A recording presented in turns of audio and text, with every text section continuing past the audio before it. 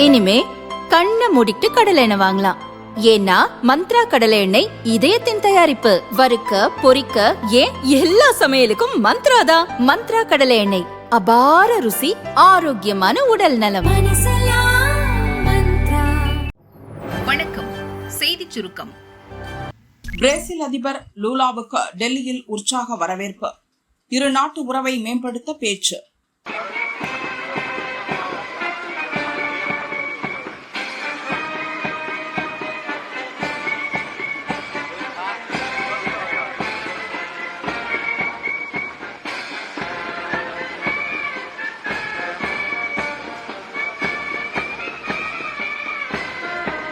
அரசுமுறை பயணமாக இந்தியா வந்துள்ள பிரேசில் அதிபர் லூயிஸ் லூலாவுக்கு டெல்லியில் சிவப்பு கம்பள வரவேற்பு அளிக்கப்பட்டது. ராஷ்டிரபதி பவனில் ஜனாதிபதி திரௌபதி முர்மு பிரேசில் அதிபரை வரவேற்றார்.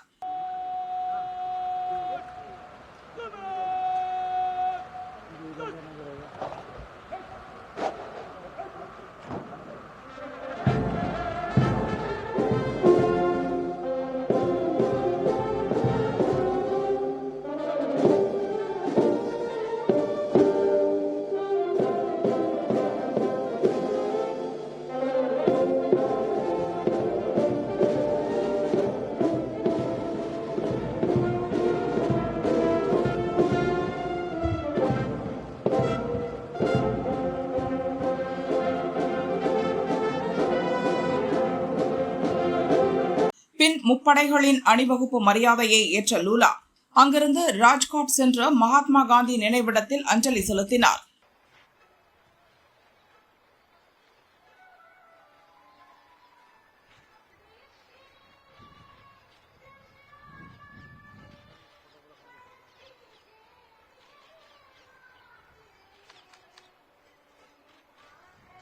ஹைதராபாத் இல்லத்தில் பிரேசில் அதிபர் லூலாவை வரவேற்ற பிரதமர் மோடி இருநாட்டு உறவுகள் குறித்து அவருடன் கலந்துரையாடினார். பின் இருநாட்டு தலைவர்கள் அதிகாரிகள் குழுவின் பங்கேற்ற சிறப்பு ஆலோசனை கூட்டம் நடந்தது. அதில் இந்தியா பிரேசில் இடையிலான உறவை மேம்படுத்துவது, வர்த்தகத்தை விரிவடைய செய்வது உள்ளிட்ட அம்சங்கள் குறித்து பேச்சுவார்த்தை நடந்தது. பிரேசில் அதிபர் லூலாவின் இந்திய வருகை மிகவும் மகிழ்ச்சி அளிக்கிறது. இந்தியாவுடன் நட்பு பாராட்டும் லூலாவுக்கு நன்றி. இரு நாடுகளிடையே நீண்டகால உறவு நீடிக்கிறது. தென் அமெரிக்க பிராந்தியத்தில் இந்தியாவின் உற்ற நண்பனாகவும் வர்த்தக தோழனாகவும் பிரேசில் விளங்குகிறது. டெல்லியில் நடந்த AI உச்சி மாநாட்டில் பங்கேற்று சிறப்பித்த பிரேசில் அதிபர் லூலாவுக்கு நன்றி. அவரது இந்திய வருகையால் இரு நாட்டு உறவு மேலும் வலுப்பெறும். இந்தியா பிரேசில் இடையிலான வர்த்தகத்தை அடுத்த 5 ஆண்டுகளில் $20 பில்லியன் அளவுக்கு அதிகரிக்க தேவையான முயற்சிகள் மேற்கொள்ளப்படும் என பிரதமர் மோடி கூறினார். இந்தியாவிற்கு வந்ததும் மோடியை சந்தித்து பேசியதும் மிகுந்த மகிழ்ச்சி அளிப்பதாக லூலா கூறினார். மோடி லூலா சந்திப்பின் போது வெளியுறவு அமைச்சர் ஜெய்சங்கர், வர்த்தக அமைச்சர் பியூஷ் கோயல், தேசிய பாதுகாப்பு ஆலோசகர் அஜித் தோவல், வெளியுறவு செயலர் விக்ரம் மிஸ்ரி உள்ளிட்டோர் உடனிருந்தனர். குண்டுகள் வெடித்த இடங்கள் அமைதி மையங்களாக மாறின. இன்னும் ஒரே மாதம்தான் நாட்டில் நக்சல்கள் காலி. 3.25 லட்சம் வீரர்களை கொண்ட CRPF எனப்படும் மத்திய ரிசர்வ் போலீஸ் படையின் 87வது ஆண்டு விழா அசாமின் கவுஹாத்தியில் நடைபெற்றது. மத்திய உள்துறை அமைச்சர் அமித்ஷா வீரர்களின் அணிவகுப்பு மரியாதையை ஏற்றார்.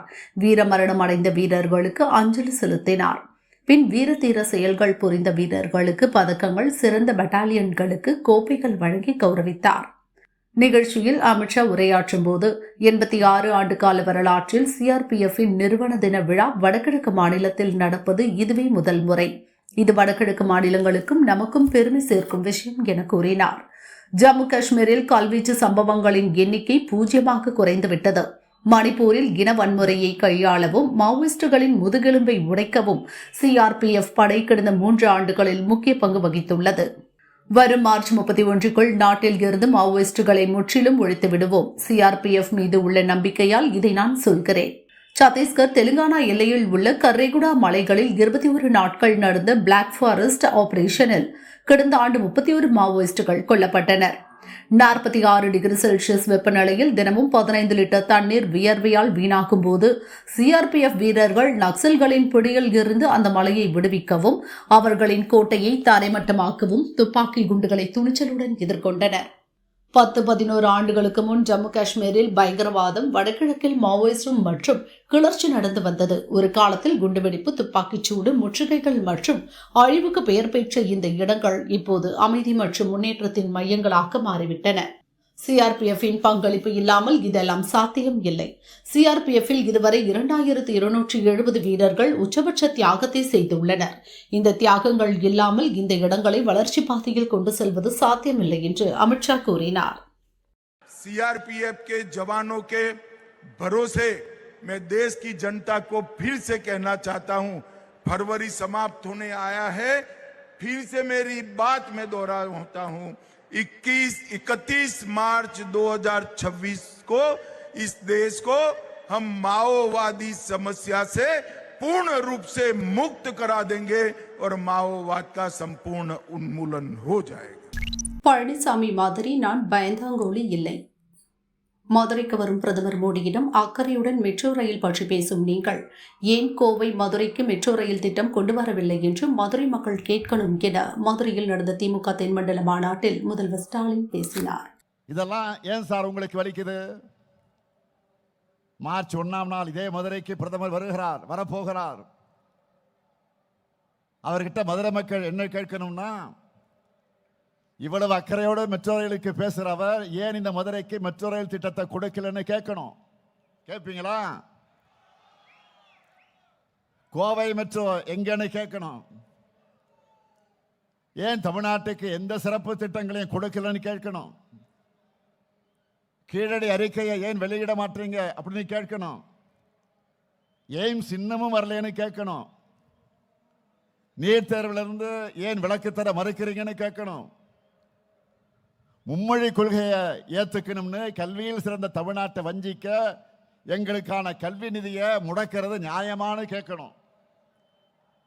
மாண்புமிகு பிரதமர் அவர்களே, இன்னும் நிறைய இருக்கு. அதையெல்லாம் மக்கள் கேட்க காத்திருக்காங்க. நியாயமா?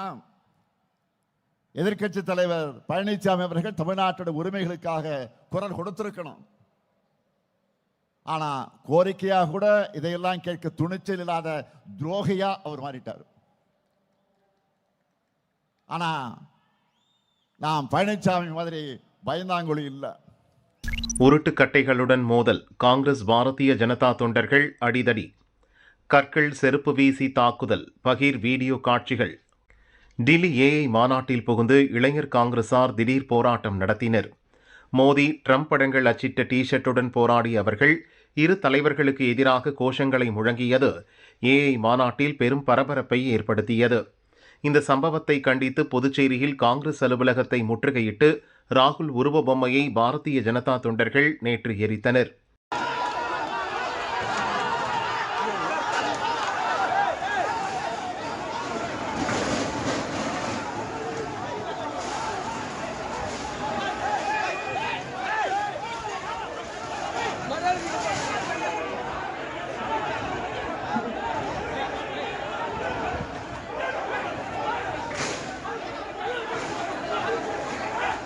அதற்கு பதிலடி கொடுக்க காங்கிரசார் இன்று பிள்ளைச்சாவடி சந்திப்பில் ஒன்று கூடினர்.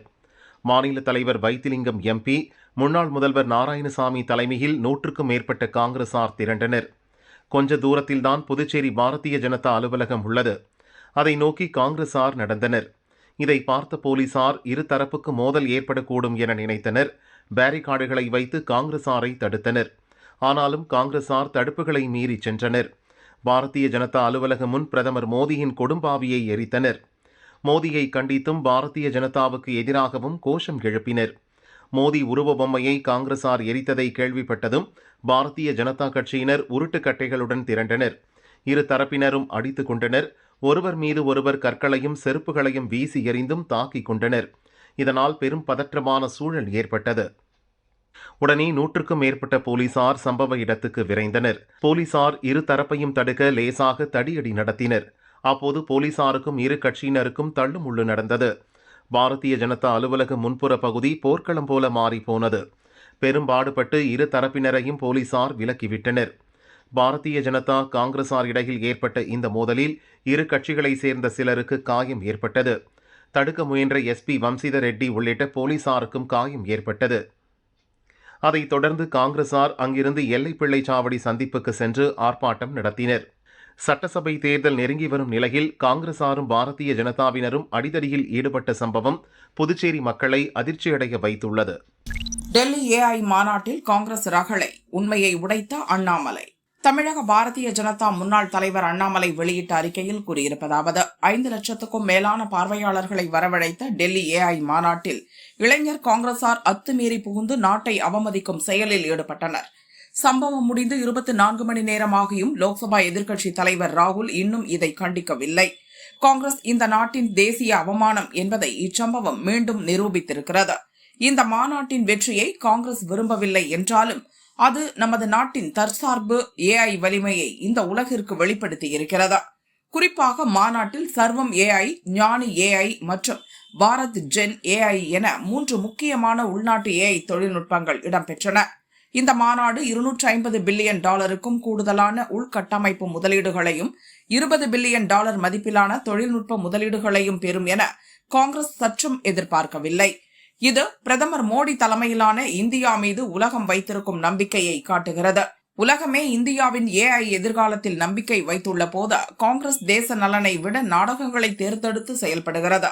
நமது நாட்டின் லட்சியங்கள் மற்றும் உலகளாவிய அதன் எழுச்சியிலிருந்து காங்கிரஸ் ஏன் முற்றிலும் விலகியுள்ளது என்பதை இச்சம்பவம் மீண்டும் எடுத்துக்காட்டியிருக்கிறது என அண்ணாமலை தெரிவித்தார்.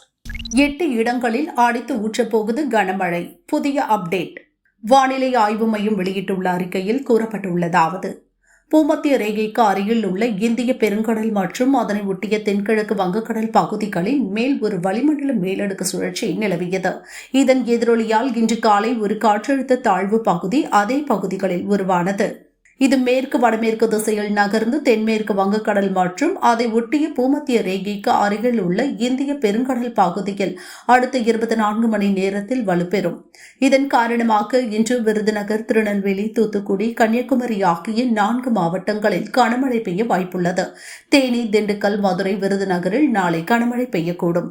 25ஆம் தேதி வரை தமிழகம் மற்றும் புதுவையில் ஓரிரு இடங்களில் லேசான மழைக்கு வாய்ப்புள்ளது. வங்கக்கடல் பகுதிகள், தென்கிழக்கு வங்கக்கடலின் சில பகுதிகள், அதனை ஒட்டிய பூமத்திய ரேகைக்கு அருகில் உள்ள இந்திய பெருங்கடல் பகுதிகளில் சூறாவளி காற்று மணிக்கு 40 முதல் 50 கிலோமீட்டர் வேகத்தில் வீசக்கூடும் என தெரிவிக்கப்பட்டுள்ளது.